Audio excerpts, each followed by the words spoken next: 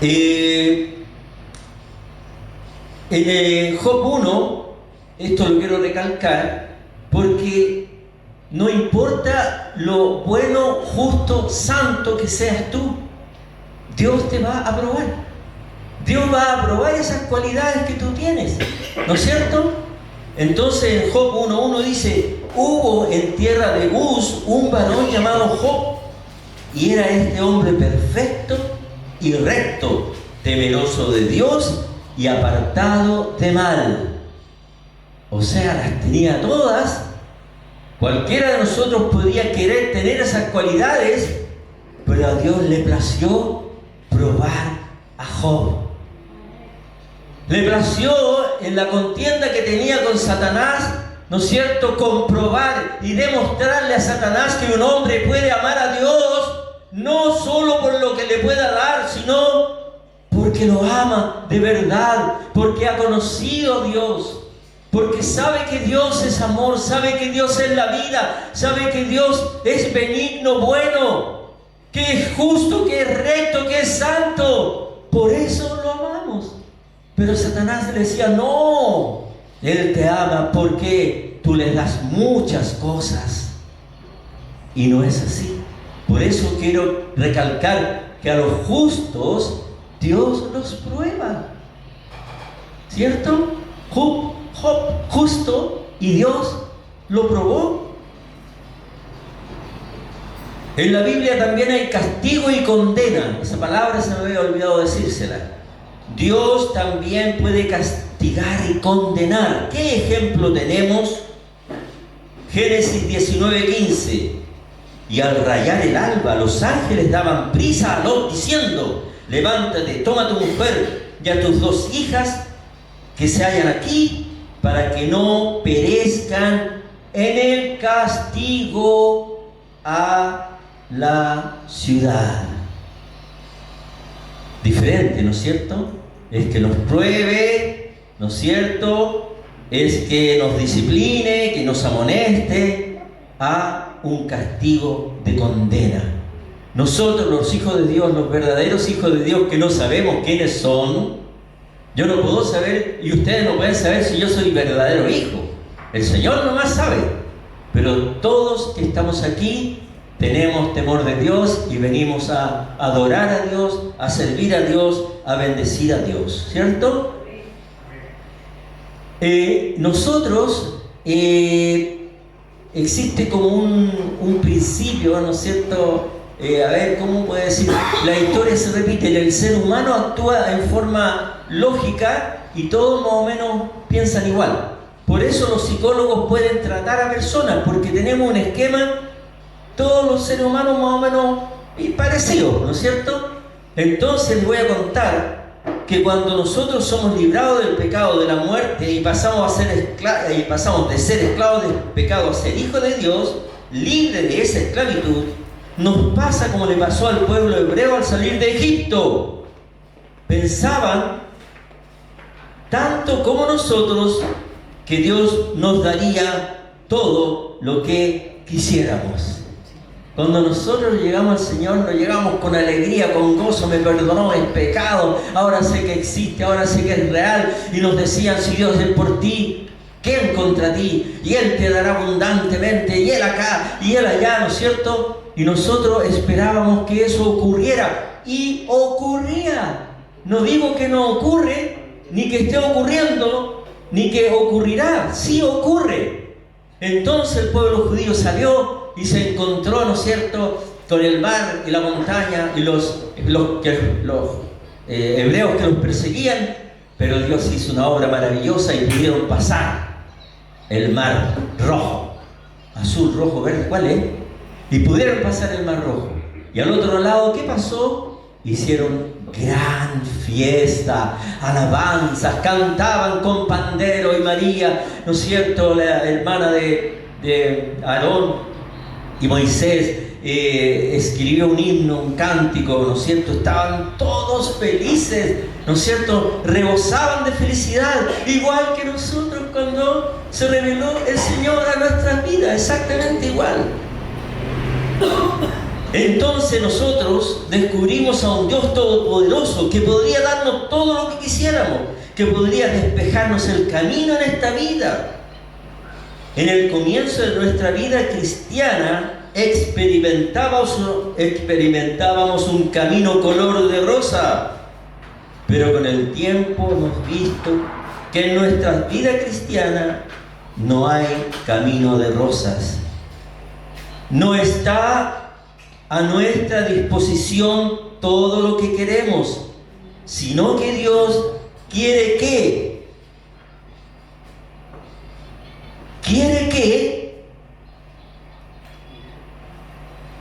con todas nuestras dificultades, con todos nuestros problemas, con todas nuestras estrecheces y obstáculos, lo lleguemos a amar verdaderamente. Gloria a Jesús. Debemos amarlo por lo que Él es, ¿cierto? Él nos ofrece un reino de gozo, de paz, de alegría y descanso, pero a su manera, con sus principios, con su voluntad, en su propósito, pero no al parecer nuestro, ¿cierto? Y a veces nos equivocamos porque tenemos mal concepto de Dios. Gloria al Señor. Aunque también nos promete en esta vida darnos todas las cosas en abundancia, también hay promesas de eso y se cumple, ¿cierto?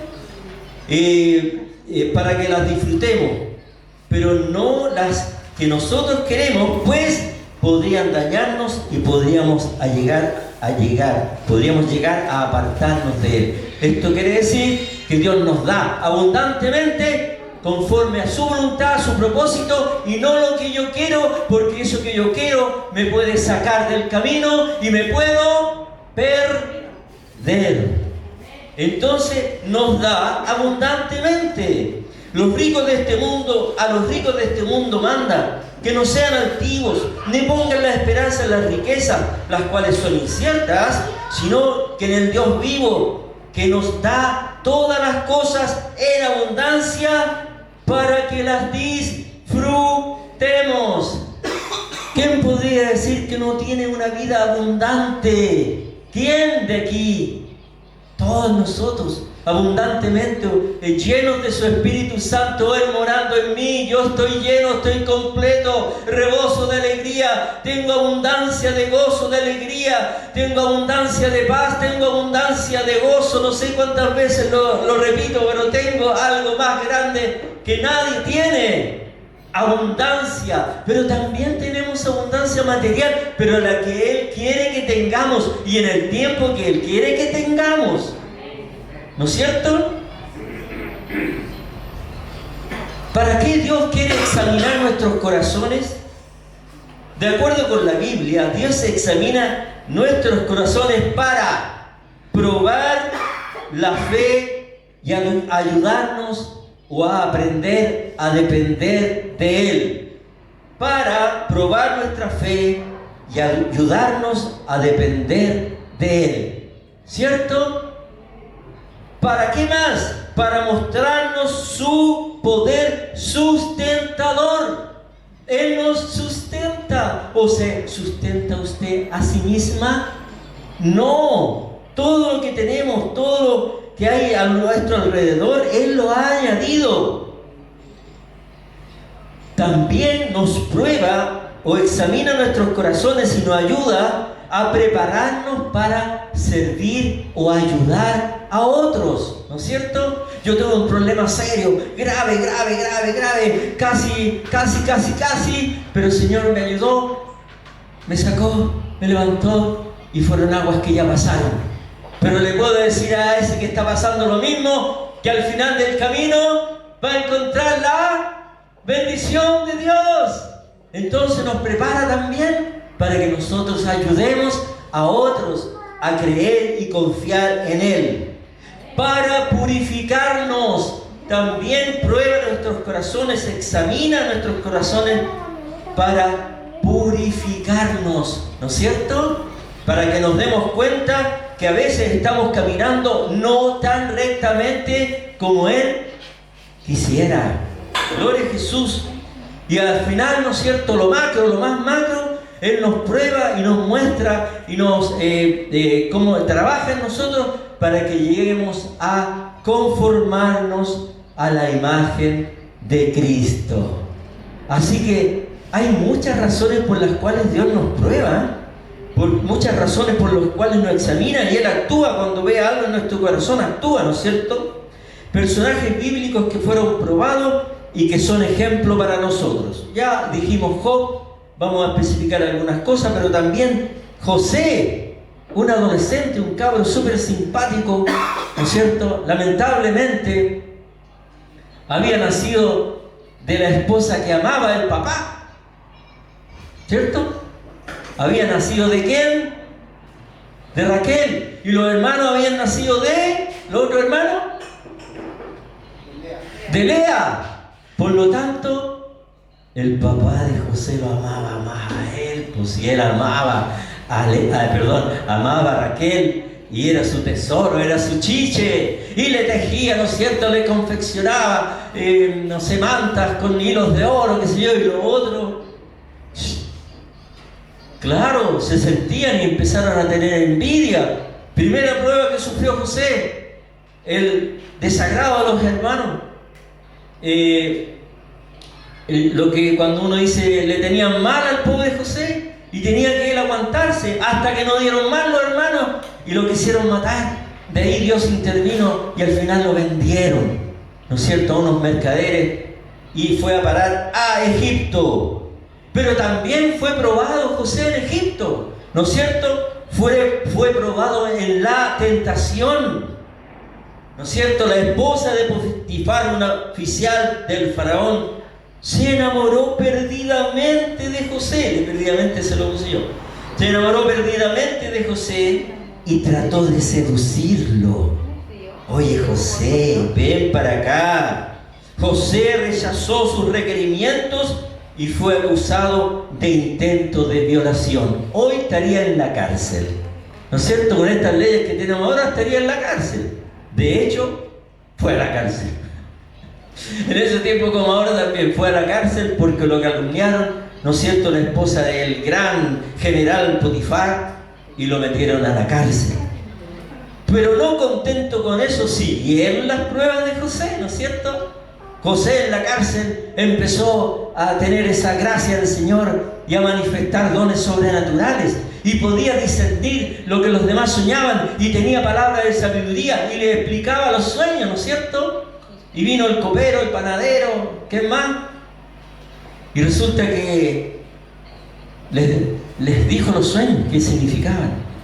Y cuando al copero le dijo que el faraón lo iba a restaurar, José le dijo: mira, esto lo estoy poniendo yo, no sé, yo te di un buen sueño, ¿eh? Te traduje, te expliqué, ¿cómo podríamos decir?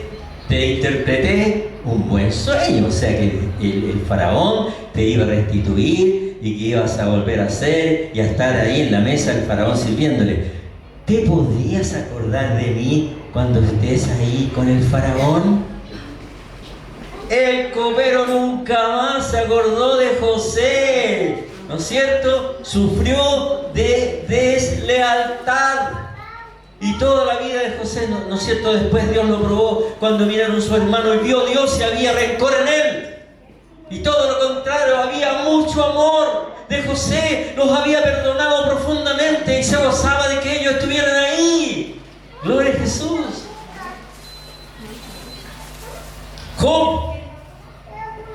A Job lo probó ¿cómo? Lo probó en lo económico.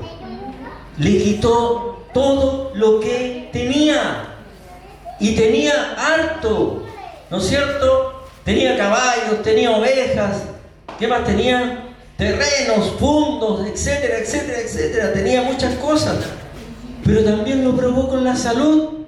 Le quitó la salud, le dio una sarna maligna, no podía dormir. ¿Cuántos meses sin dormir? Porque era un suplicio enorme.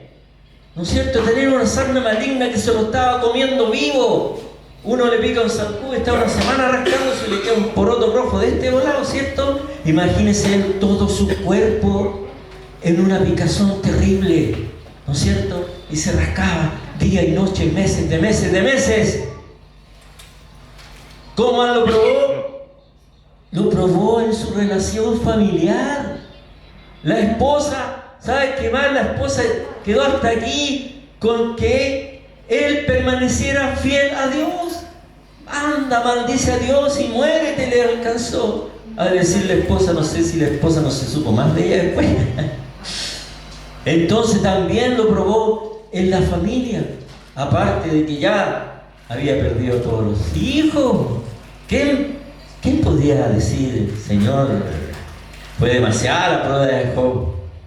¿No es cierto? Cualquiera. Ahora vinieron amigos para ayudarlo, para consolarlo, para hacerle ñañá, ñuñú, chichichi, chachachá. Y lo tildaron de pecador, de falso, de cínico, de hipócrita. Uy, que la pasó mal Job. Pero ahora bajemos a la tierra. Vengamos aquí a lo micro. Usted y yo, ¿qué hemos sufrido? ¿Nos han envidiado? Como a José, ¿no es cierto? Los hermanos lo envidiaban. ¿Hemos causado tanta envidia que nos hacen mal? ¿Cómo reaccionaría usted si alguien le hace mal por envidia? Usted, hombre y mujer, aquí todos caen acá, han sido tentados como fue tentado José con una hermosa mujer que quería seducirlo, o un hermoso hombre que quería seducirla. ¿A usted ha sufrido esa tentación? ¿Ha pasado por esa prueba? Es fuerte, ¿eh? Es fuerte. Es fuerte la cuestión. Es muy fuerte. Entonces yo cuando llegué aquí a Cuatro Álamos me dijeron, tienes que aprender esto. Las 3 F, tienes que cuidarte de las 3 F. Fama, falda, finanza. ¿Cierto? Entonces eso es fuerte. Se los digo por experiencia de otro hermano. Así que hemos sido tentados en eso, hemos sido probados en eso, hemos salido fiel en esa tentación, en esa prueba. Algunos han caído, ¿no es cierto? Hemos sufrido de deslealtad, de alguna traición. Todos los días, pues, todos los días, el mundo no nos ama, el mundo quiere destruirnos, el mundo nos sonríe, ¿no es cierto? Pero por dentro están pensando mal. Y entre nosotros nos amamos, nos decimos cosas buenas y somos leales y fieles los unos para con los otros. Por eso dije la gente del mundo, porque aquí eso no se da, o no se debería dar.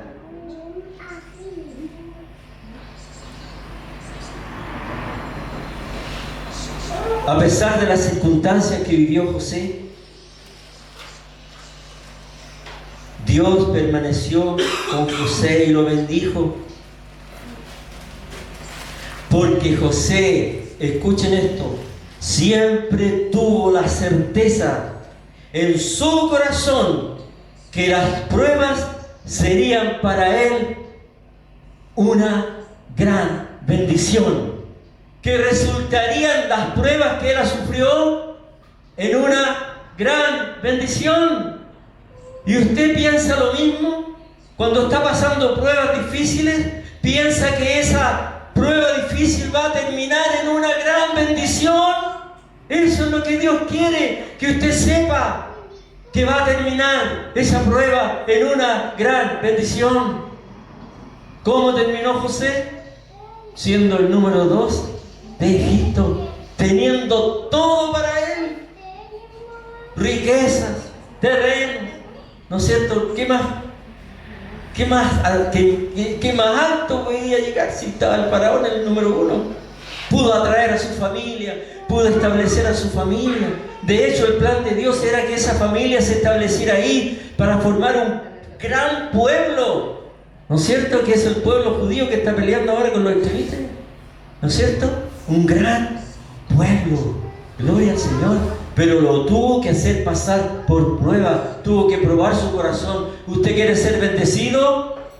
Va a sufrir pruebas. Va a sufrir situaciones difíciles. Dios quiere ver su corazón. Si está apto para recibir la bendición. ¿Está apto para recibir la bendición?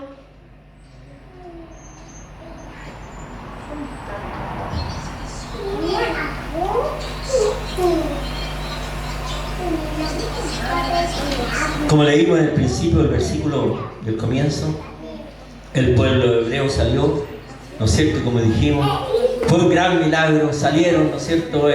Dios abrió el mar rojo, se pasaron para el otro lado y dijeron, esta es la nuestra, aquí estamos libres, vamos a hacer lo que queramos y Dios nos va a bendecir, nos va a dar todo lo que queramos. Al poco andar, tuvieron sed y no había agua. Dios los lleva a un lugar donde había agua y probaron esas aguas y estaban amargas. O sea, los sacaron de la esclavitud, de trabajo forzado, para llevarlos a un desierto, donde no había agua. ¿Y por qué dice Dios que los sacó a un desierto que no había agua? ¿Para qué o por qué? ¿Qué leímos recién? Para probar sus corazones. Segundo, llegaron al agua, tomaron agua y les dio hambre y no tenían que comer y se acordaban de las perdices, de las codornices y de la mesa donde comían. No importa que los hicieran trabajar y todo el día, ¿no es cierto? Y trabajo forzado, pero tenían un plato de carne en su mesa. Añoraban eso. Y ahí en el desierto no tenían comida. Y alegaron y le dijeron a Moisés, oye, no trajiste a morir acá, bla, bla, bla, bla. Queremos carne. ¿Quiere carne usted? Queremos carne. Entonces Dios les dio carne. Las codornices, ¿no es cierto? Llegaban ricas, exquisitas, sabrosas. Después tuvieron esa carne que querían, pero peregrinaron sin casa, andando en carpas, y los llevó caminando. Ellos tenían donde dormir, tenían un lugar establecido en Egipto, y ahora andaban caminando, errantes, caminando, peregrinos, peregrinando en el desierto. ¿Usted quiere casa? ¿Usted anda arrendando y después le piden la casa y se va a otra casa arrendada y después se va a otra casa arrendada y después a otra? Y usted se queja y usted dice, ¿hasta cuándo voy a arrendar casa, Señor? ¿Por qué no haces algo aquí, allá, esto, lo otro? Vamos a ver el secreto de cómo enfrentarnos a las dificultades ahora un ratito más. A todos nos ha pasado. Todos vamos de pequeño a grande, ¿no es cierto?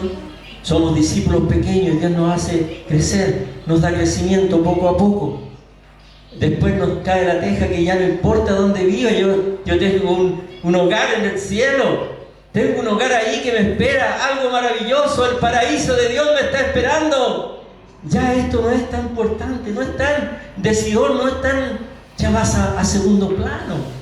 ¿Por qué? Porque Dios está trabajando en nuestros corazones, ¿no es cierto?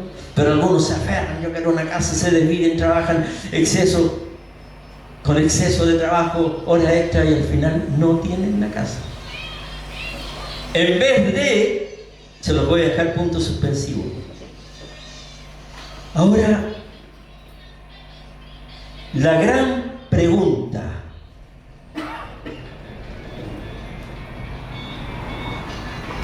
Así como Dios probó al pueblo hebreo en el desierto, también podemos estar siendo probados nosotros en esta iglesia. Estamos hablando de probar un grupo de personas. Antes hablamos de probar a José, probar a Jacob, que eran personas. Pero ahora, si miramos lo que hizo Dios, lo hizo con un pueblo, con un grupo de personas. Y podríamos nosotros estar siendo probados aquí en esta iglesia y no darnos cuenta. Y si no nos damos cuenta, vamos a actuar equivocada o erradamente.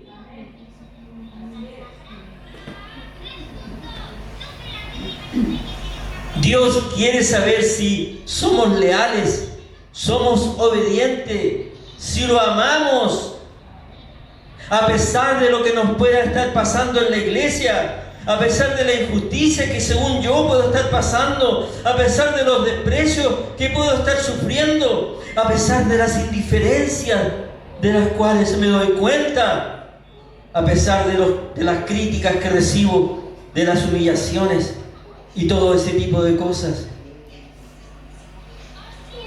Te está probando a ti, pero también nos puede estar probando a nosotros como iglesia. Vamos a estar unánimes enfrentándonos a las pruebas. Vamos a estar unánimes enfrentándonos a las vicisitudes de esta iglesia. Vamos a estar unidos enfrentando las situaciones que Dios nos va a poner para saber lo que hay en tu y en mi corazón. Gloria a Jesús. Dios no está ajeno a lo que nos pueda pasar. Está esperando que seamos fieles, que seamos leales, que seamos justos, que dejemos de quejarnos, que dejemos de confiar en nuestras familias o familiares y confiemos en Él, que dejemos de confiar en los amigos cercanos, sino que confiar en Él.